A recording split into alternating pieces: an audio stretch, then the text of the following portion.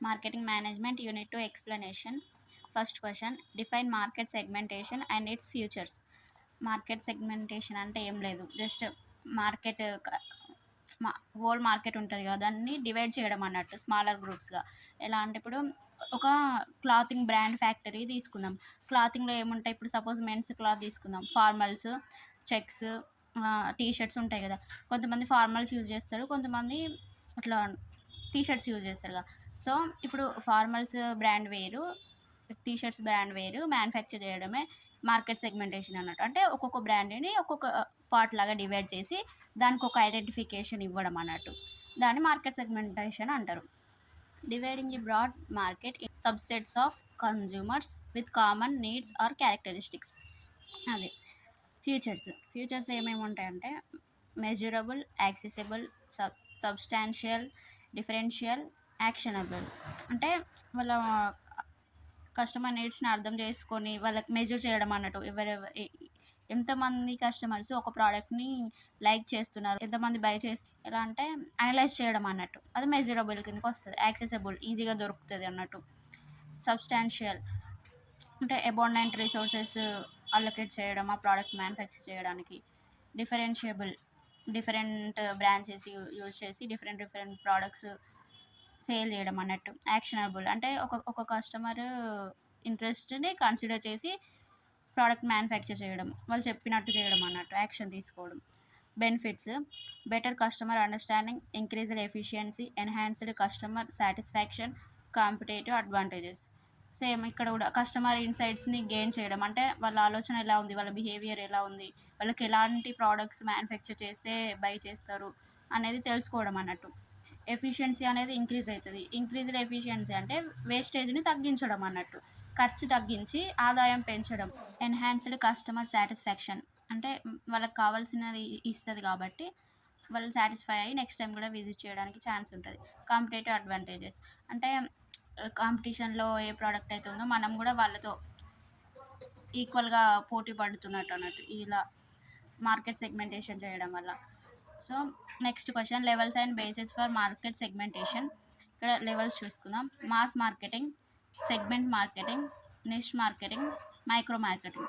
Mass marketing అంటే మొత్తం whole marketing స్ట్రాటజీని consider చేయడం, అంటే మార్కెట్ మొత్తాన్ని కన్సిడర్ చేసి ప్రొడక్షన్ చేయడం. సెగ్మెంట్ మార్కెటింగ్ అంటే డివైడ్ చేయడం, ఒక్కొక్కరు ఇంట్రెస్ట్కి తగ్గట్టు చేయడం అన్నట్టు ప్రోడక్ట్స్. నిష్ మార్కెటింగ్ అంటే స్మాల్ ఆర్గనైజేషన్స్ అన్నట్టు, స్మాల్ ఆర్గనైజేషన్స్ ఫాలో అయ్యే మార్కెటింగ్ స్ట్రాటజీస్ కొంతమంది కోసం అట్లా.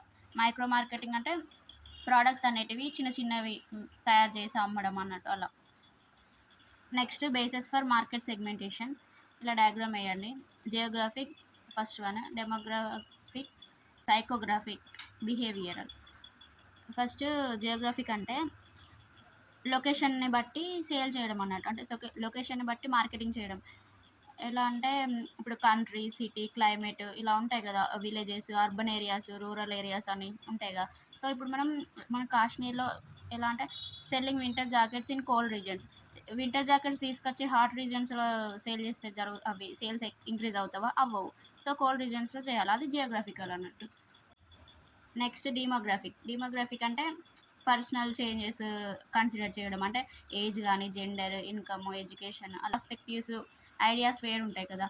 అండ్ మిడిల్ జనరేషన్కి వేరు ఉంటాయి. సో అలా ఇప్పుడు ఒక పర్సన్ ఇన్కమ్ ఇంక్రీజ్ అయిందనుకో, వాళ్ళు లగ్జరీ గూడ్స్ బై చేయడానికి ఇంట్రెస్ట్ చూపిస్తారు. సో వాళ్ళకి తగ్గట్టు కస్టమర్ నీడ్స్కి తగ్గట్టు మార్కెటింగ్ చేయడం అన్నట్టు, అది డీమోగ్రాఫిక్. సైకోగ్రాఫిక్ అంటే లైఫ్ స్టైల్, పర్సనాలిటీ, అంటే ఒక పర్సన్ థింకింగ్ మీద ఆధారపడి ఉంటుంది అన్నట్టు. దానికి సంబంధించిన యాడ్స్ ప్రమోట్ చేయడం కానీ, స్పోర్ట్స్ షోస్, అంటే ఇట్లా అథ్లెటిక్స్ కానీ ఏదైనా ఇంట్రెస్ట్ ఉన్న వాటిని ఎక్కువ ప్రొడ్యూస్ చేయడం అన్నట్టు. బిహేవియరల్ అంటే buying behaviour, usage, rate, loyalty. అంటే ఇప్పుడు ముందు వీడియోలో చెప్పాను, ఒక డిస్కౌంట్ ఇస్తే మళ్ళీ మనం రీవిజిట్ చేస్తామని. సో అలా వాళ్ళ బిహేవియర్ ఎలా ఉంది, వాళ్ళు ఎలాంటి ప్రోడక్ట్స్ కొనడానికి ఇష్టపడుతున్నారు, బార్గెనింగ్ పవర్ ఏంటి అనేది, అది బిహేవియరల్ మార్కెట్ సెగ్మెంటేషన్ కిందకి వస్తుంది. అవి basis. Next question, market targeting and it's steps. Market targeting is the process of picking the right group of customers from the whole market. Market మొత్తంలో మనకు కావాల్సిన కస్టమర్స్ ఎక్కడ ఉన్నారో ఫైండ్ అవుట్ చేయడం. దాన్ని మార్కెట్ టార్గెటింగ్ అంటారు. అందులో స్టెప్స్ వచ్చేసి మార్కెట్ సెగ్మెంటేషన్ అంటే ఇన్కమ్, నీడ్స్, బిహేవియర్ మీద డిపెండ్ అవుతుంది. అది డివైడ్ చేయడం అన్నట్టు. మార్కెట్ ఎవాల్యుయేషన్ అంటే గ్రోత్, కాంపిటీషన్, ప్రాఫిటబిలిటీ అవన్నీ చెక్ చేయడం అన్నట్టు. టార్గెట్ సెలెక్షన్ అంటే చూసింగ్ సూటబుల్ సెగ్మెంట్స్ అంటే టార్గెట్ ఇప్పుడు ఒక టార్గెట్ రీచ్ కావాలి, నేను పెట్టుకున్న టార్గెట్ రీచ్ కావాలి అంటారు కదా. అట్లనే ఒక కంపెనీ ప్రొడక్షన్ చేయడంతో ఆగద్దు. కస్టమర్స్ని టార్గెట్ చేయడం అంటే టార్గెట్ అంటే నెగిటివ్ కాదు, జస్ట్ వాళ్ళ ఇంట్రెస్ట్ని తెలుసుకొని ఈ ప్రోడక్ట్ అనేది కస్టమర్ వరకు రీచ్ అయ్యేలా చేయడం అన్నట్టు. సో ఇవన్నీ మార్కెట్ టార్గెటింగ్ స్టెప్స్ ఈ three. Next sales forecasting methods. Sales forecasting is the process of estimating future sales based on historical data, market analysis and other factors. భవిష్యత్తులో సేల్స్ ఎలా ఉండబోతున్నాయి అనేది పాస్ట్ డేటాని యూజ్ చేసుకొని అనాలిసిస్ చేయడమే sales forecasting అంటారు. Next methods.